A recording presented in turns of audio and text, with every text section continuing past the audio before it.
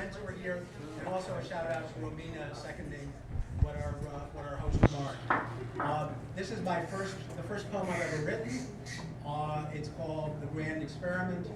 I wrote it in July of last year, and I was really quite certain that no one would be interested in hearing it after the morning after Election Day. I was sure that the poem would be obsolete.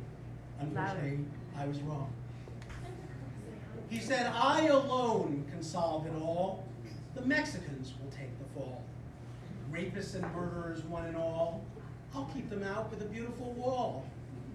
He claimed Muslims on the Jersey Shore cheered 9/11 with a roar. So he proposed to even the score by turning away refugees from our door. He picked off his rivals one by one with insults from his verbal gun. A playground bully in his roots. Now some of the vanquished lick his boots. Party leaders professed surprise, but said not a word as they saw him rise. Their 50-year history brought us here, filled with whispered expletives like nigger and queer. They acted as if they didn't know that his campaign was a toxic show and didn't believe he'd continue to crow while eager crowds watched, faces aglow. Now their surprise has turned to dismay, but the leaders still have little to say. He's ours, they reason, and so they endorse, while with their party he rides off on a horse.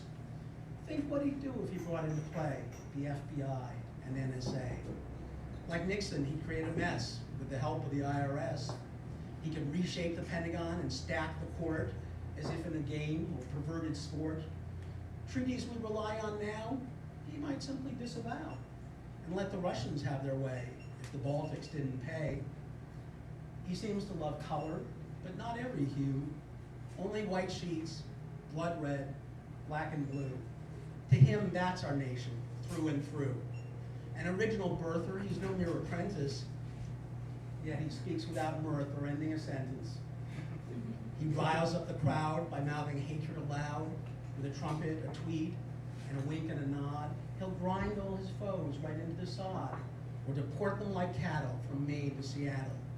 The economy's up and crime is down, but his constituents are white folks, not black and few brown. A fact that for him warrants not even a frown. He boasts of his billions till people get dizzy, but asks for returns, and he throws a tizzy.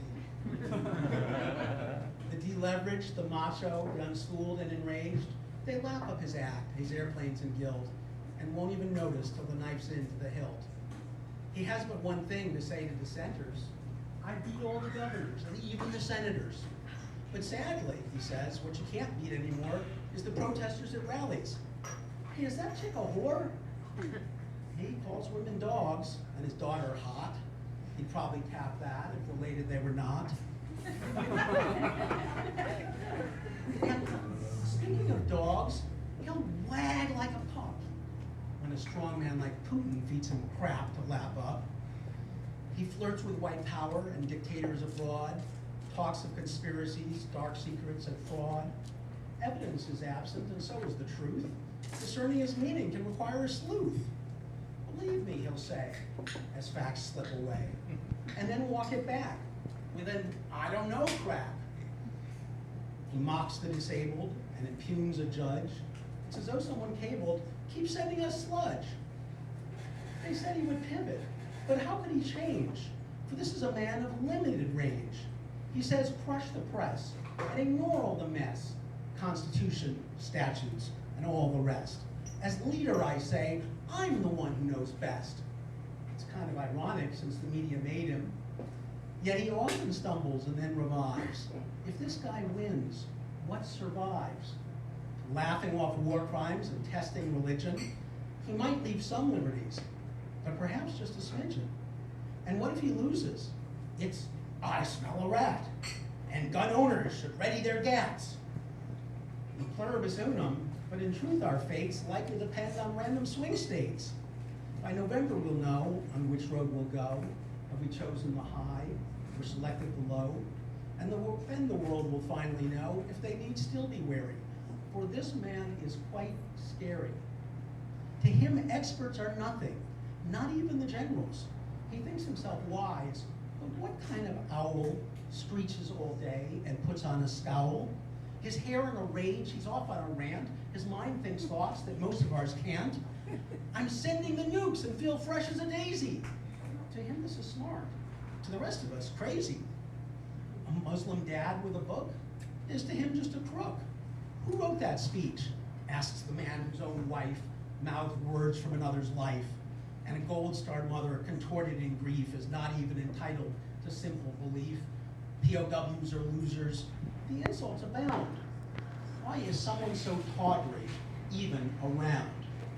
You've sacrificed nothing. Not true, he replies. I've built businesses, buildings, and told many lies. What does it take to open some eyes? I killed in New York, he boasts with a bluster, and could do it for real, which most cannot muster. Love trumps hate, or so they say, but darkness is deep, and people clay. Fear mixed with rage is a potent brew. Hitler knew it, Mussolini too. From bully to bully pulpit, how bad could it get? We survived McCarthy, but this is worse yet. His name's now a verb. Trump that bitch is the cry. I'm sure that he's heard it, but he bats not an eye. Ties, wine, and buildings, it's all just a brand, like a bogus university built on nothing but sand. He wants immigrants out, except for his wives, for they alone know his true size. It's all a disaster, he says. But wait, elect me now, and I'll make it great.